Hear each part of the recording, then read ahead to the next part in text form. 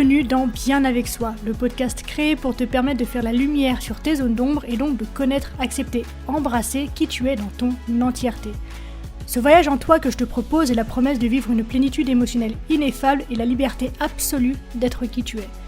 Pour cela, je te parle de développement personnel, de psychologie, de philosophie, de spiritualité, de résilience, de mindset et aussi de mes apprentissages. Je suis Marie Perron, coach spécialisée dans le shadow work et je suis ravie de t'accueillir dans ce tout nouvel épisode. Hello à toi, j'espère que tu vas bien, que je te retrouve en pleine forme. Je suis super heureuse de te retrouver dans ce nouvel épisode dans lequel nous allons ensemble à nouveau aborder le sujet du corps. Je dis à nouveau puisqu'il a déjà été le sujet principal de notre dernier épisode dans lequel je te présentais en fait ma relation avec lui qui avait été chaotique, qui avait été haineuse, qui avait été détestable et le chemin qui avait été le mien pour retrouver une relation stable, saine, sereine, posée, respectueuse avec lui. Et donc je te présentais tout simplement ce chemin de résilience qui avait été le mien. Et donc aujourd'hui j'ai envie de te proposer d'aller un petit peu plus loin, d'aller dans quelque chose d'un petit peu plus subtil en le reliant à notre thème qui nous fascine tous et toutes, c'est le shadow work, donc le travail de l'ombre. Puisque à travers tout ce qu'il a vécu, à travers tout ce qu'il a pu incarner pour moi, je me suis rendu compte à quel point, dans mon chemin de reconstruction et de résilience, mon corps avait été un allié extrêmement puissant. Son rôle, en fait, a été prépondérant dans la bonne marche de ma résilience et donc de mon processus de reconstruction. Et j'aimerais qu'à travers ce nouvel épisode, tu puisses considérer, tu puisses avoir cette vision que ton corps pourrait être une manifestation, une incarnation de ta part d'ombre.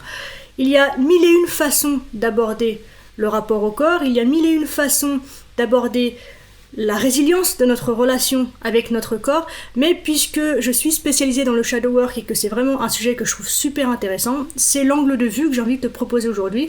Donc n'hésite pas à me dire en commentaire ou en message privé sur Instagram les autres visions que tu peux avoir de la chose pour qu'on puisse ensemble compléter ces connaissances que nous pouvons partager. Alors, pour l'exposé d'aujourd'hui, je vais pas être toute seule dans le sens où je vais me reposer en grande partie sur les travaux de deux grands noms du domaine. Le grand, le formidable, l'unique Jung évidemment, et le second ce sera Wilhelm Reich, un médecin, psychiatre, psychanalyste du début du XXe siècle qui a beaucoup travaillé entre guillemets avec Jung, on verra comment ça s'est passé.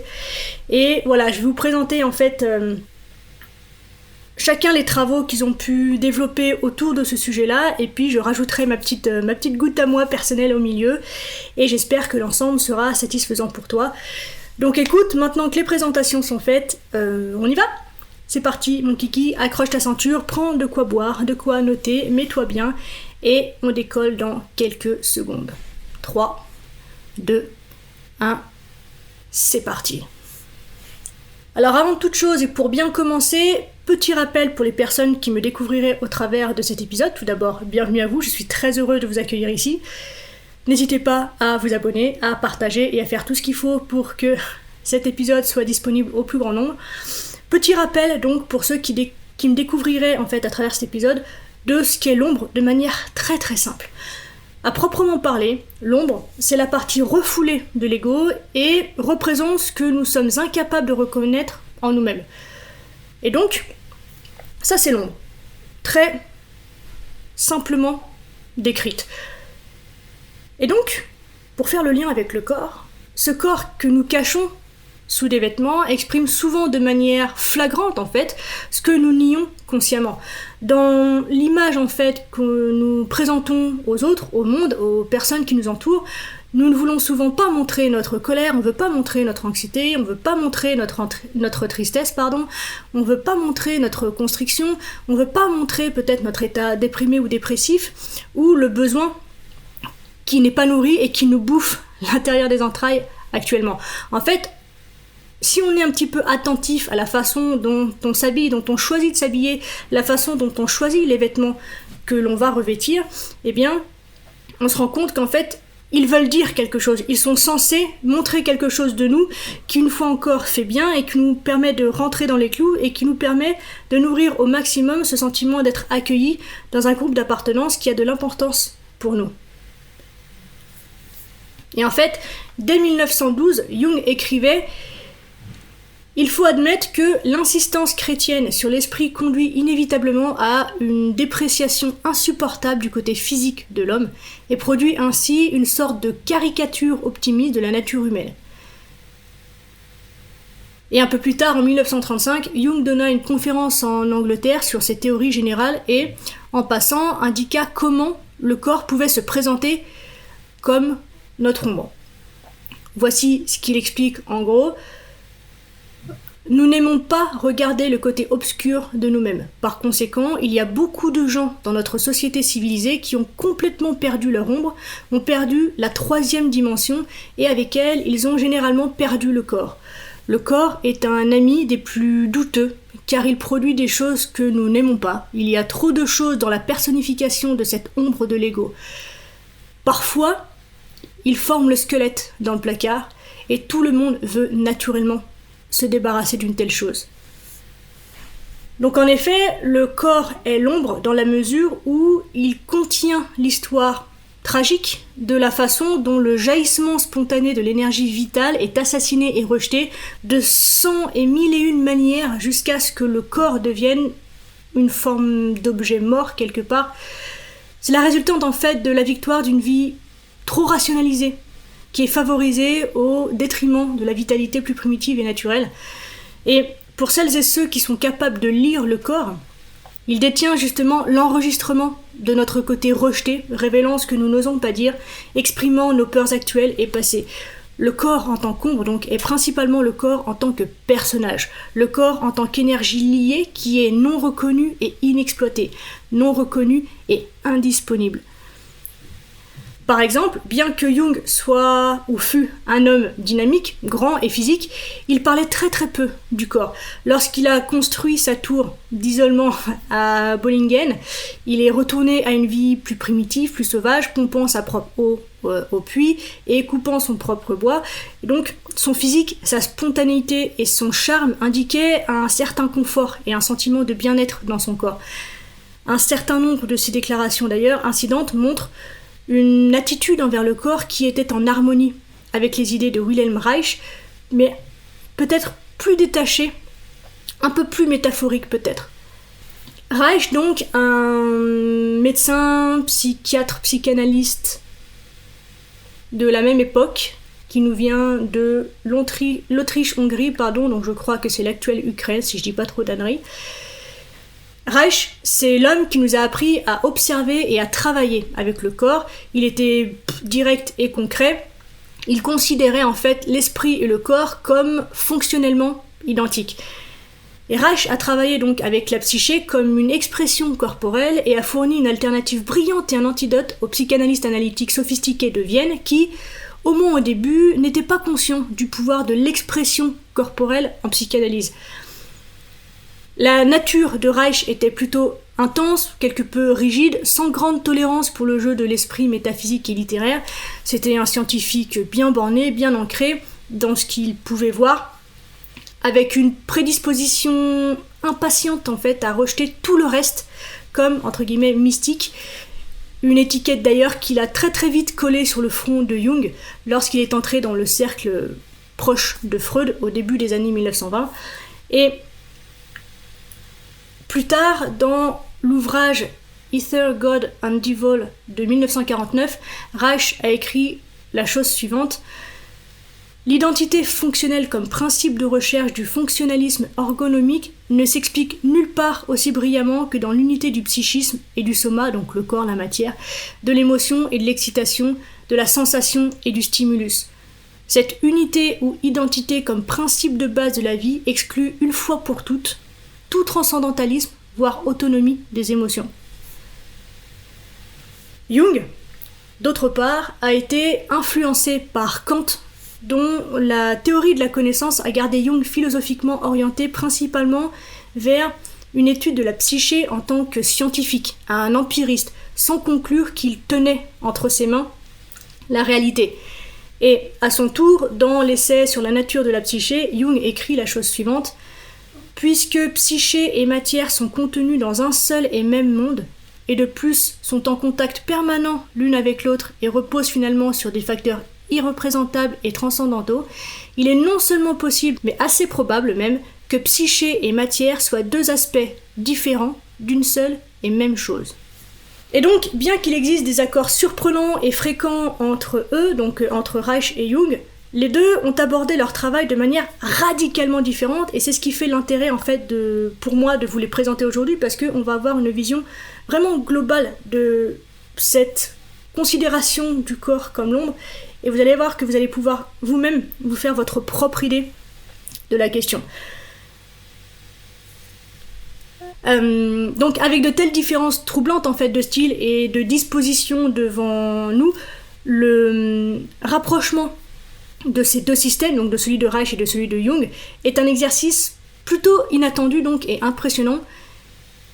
Et ironiquement, ça se passe en plus par la médiation théorique de Freud, à savoir que Reich et Jung ne se parlaient pas, ne se parlaient jamais, n'écrivaient ni ne communiquaient d'aucune façon. Seuls quelques commentaires aléatoires indiquent que Reich connaissait l'existence de Jung, et sa connaissance de Jung semble opiniâtre et basée sur une évaluation assez superficielle. Et d'un autre côté, il n'y a aucune mention de Reich dans les écrits de Jung, mais c'est là que c'est rigolo, Reich et Jung sont revenus maintes et maintes fois pour comparer leurs concepts avec les principes de Freud, et donc de cette manière super inattendue et très symbolique, si j'ose dire, montre en fait une relation croisée qui a pu être établie entre les concepts de Reich et les concepts de Jung. Donc là, ce qu'on va faire, c'est que je vais te présenter en fait la façon dont on a pu réunir les pensées de Jung et de Reich à travers le filtre, si je puis dire, du travail de Freud. Par exemple, dans un article qu'il a écrit en 1939, Jung a comparé l'ombre au concept freudien d'inconscient. L'ombre, disait-il, coïncide avec l'inconscient personnel, donc ce qui correspond à la conception freudienne de l'inconscient, tout simplement.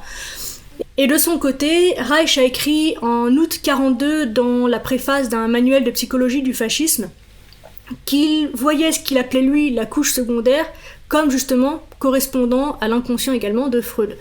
Reich a expliqué que, selon lui, le fascisme émerge de la deuxième couche de structure biopsychique qui représente 3 couches de structure de caractère qu'on peut voir un peu comme des dépôts de développement social, si vous voulez, qui fonctionnent de manière autonome.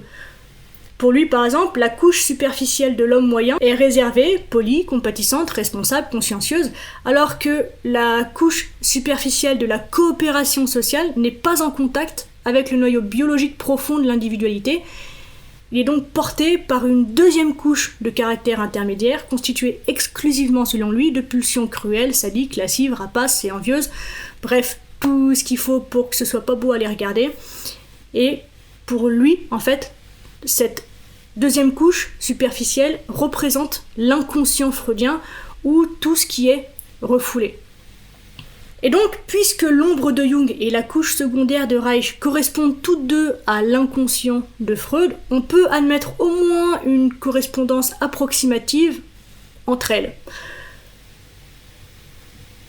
Et comme en fait ça se reflète dans le corps, Reich considérait la couche secondaire comme des contractions rigides et chroniques des muscles et des tissus, une armure défensive contre les agressions à la fois de l'intérieur et de l'extérieur, un moyen en fait de se fermer afin que le flux d'énergie dans le corps affligé même, soit sévèrement réduit.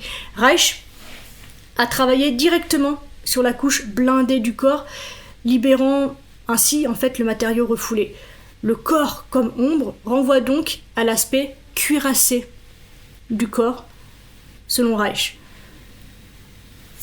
J'ai envie de te proposer un autre point de vue que j'ai trouvé super intéressant sur le sujet. Il s'agit du conte de fées L'ombre de Hans Christian Andersen, dans lequel globalement une ombre parvient à se détacher de son propriétaire, un érudit, et le savant, étant savant et s'entendant assez bien avec lui, développe une nouvelle ombre un peu plus modeste, et quelques années plus tard, il rencontre sa vieille ombre devenue riche et éminente sur le point d'être mariée à une princesse, et dans cette euphorie, l'ombre qui s'était échappée a l'audace de tenter d'engager son ancien maître, donc l'érudit, pour devenir son ombre.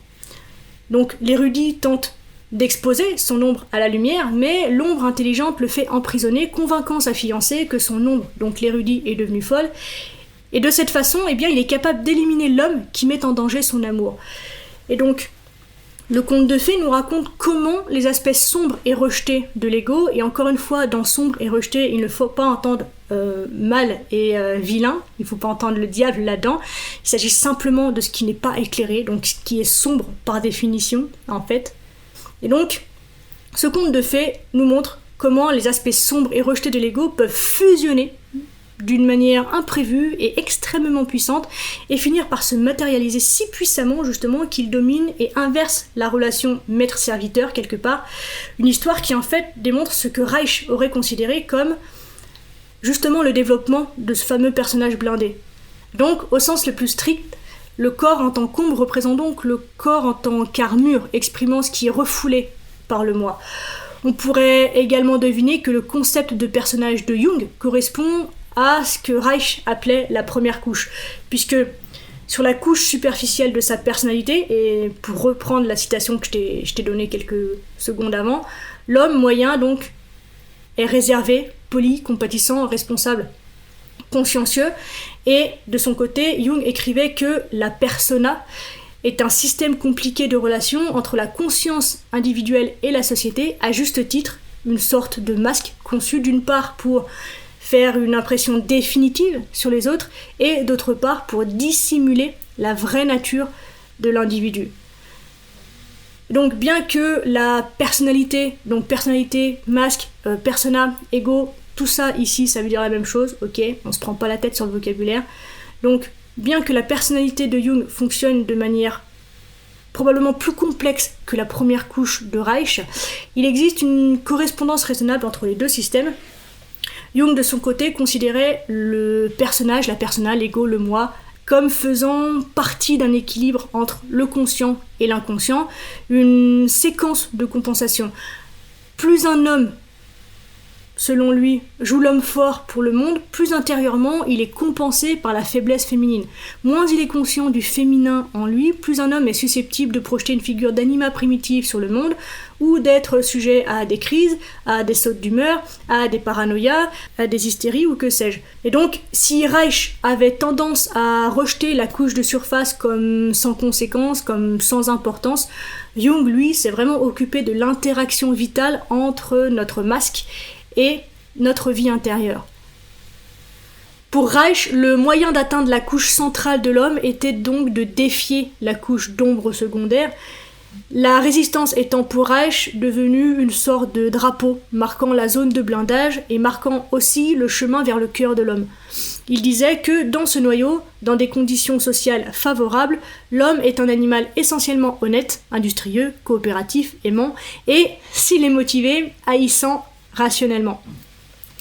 Donc l'équivalent entre le concept d'ombre de Jung et la couche secondaire de Reich est un ajustement approximatif, mais je pense que tu l'as compris, que tu me rejoindras là-dessus, il est à peine exact, puisque Jung considérait l'ombre comme une partie du noyau de la vie dans la nature de l'image de Dieu dans la psyché humaine.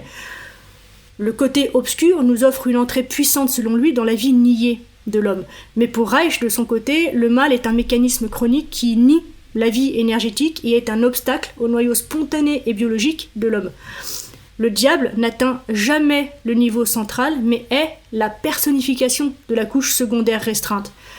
Et donc, c'est la raison pour laquelle, après des années de travail et de recherche, Reich en vint à partager le désespoir thérapeutique de Freud. Il avait essayé de dissoudre l'armure à grande échelle par l'éducation et individuellement en séance de thérapie. Mais son modèle, à 3 couches, ne reconnaît pas de valeur à la couche secondaire, qui semble pratiquement impossible à dissoudre complètement. Bien que, de nos jours, il est généralement admis parmi les pratiquants que tout le monde a besoin d'une armure pour se protéger. Et aujourd'hui, donc, en grande majorité, la thérapie cherche non seulement à dissoudre l'armure, mais également à introduire de la flexibilité et un choix conscient dans ce qui avait été une structure de défense rigide et inconsciente. Donc le shadow work, c'est un petit peu un art martial intérieur. Il s'agit d'aller chercher une maîtrise qui est souple, qui est adaptable, qui est à l'écoute de ce qui est, et qui se défait de toute forme de rigidité et de résistance. Alors que Le concept biologique d'armure a une spécificité appropriée dans son application au travail énergétique avec le corps. L'ombre, en tant qu'équivalent fonctionnel sur le plan psychique, jouit d'une gamme de sens appropriés à sa fonction psychologique. L'ombre contient donc un pouvoir qui a été désavoué. L'ombre ne doit pas être totalement dissoute. De toute façon, elle ne peut pas. Chercher à atteindre ce résultat est vain, en plus de constituer encore et toujours une forme de rejet et de non-acceptation de soi, de non-amour, puisque tant que l'on cherche à accepter entre guillemets quelque chose dans le but de le dépasser, dans le but de le transformer, dans le but de le changer, on n'est pas dans de l'acceptation. On est dans un rejet de ce qui est et de ne pas voir ce qui est. Donc, dès lors que tu te lances dans une croisade contre toi-même pour faire disparaître des aspects de toi, sache que c'est une croisade qui est vaine. C'est une guerre contre toi-même que tu ne gagneras jamais. L'objectif, en tant qu'être incarné dans ce monde relatif, c'est de pouvoir tout expérimenter. C'est notre super pouvoir, en fait, de pouvoir vivre ainsi autant de paradoxes, autant de contrastes, qui nous donnent en fait la capacité de jouir pleinement et puissamment de chaque instant de notre vie, en fait. Donc, l'ombre ne doit pas être totalement dissoute, elle ne peut pas de toute façon, et elle ne peut pas non plus être désavouée avec succès.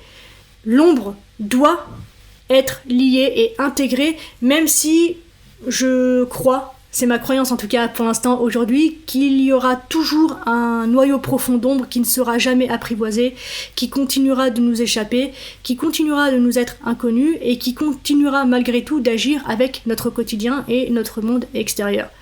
Ce qui ne veut pas dire encore une fois qu'il s'agit là de reconnaître le mal ou le diable ou le malin en soi, mais simplement de reconnaître qu'il y aura une partie de soi qu'on ne reconnaîtra jamais, qu'on ne maîtrisera jamais, et qui pourtant est bel et bien là, et je pense que c'est une partie importante du travail que de reconnaître et accepter aussi cet état de fait. Et donc pour finir, l'ombre et le double contiennent non seulement les scories de notre vie consciente, mais également notre force de vie primitive, indifférenciée, promesse d'avenir, dont la présence augmente notre conscience et nous renforce par l'attention des contraires. On arrive déjà à la fin de cet épisode, merci de l'avoir écouté jusqu'au bout. J'espère qu'il t'a plu, si c'est le cas, n'hésite pas à me le faire savoir et à m'encourager en mettant un commentaire ou 5 étoiles sur Apple Podcast ou encore Spotify. Les témoignages, les interactions, ça aide simplement à mettre le contenu en avant et donc à agrandir la communauté et c'est vraiment super important pour moi, donc merci pour ta contribution. Dernière chose, si tu as envie de me poser des questions, d'interagir avec moi ou de me soumettre des sujets que tu aimerais que j'évoque dans ce podcast, eh bien n'hésite pas à me le faire savoir en privé sur Instagram, le lien se trouve dans la description. On se retrouve très vite dans un tout nouvel épisode, d'ici là bien sûr, prends soin de toi, sois reconnaissant envers la vie et surtout n'oublie jamais que tu es la personne la plus importante de ta vie et que de ce fait, tu mérites ce qu'il y a de meilleur. Je nous aime, à la revoyure.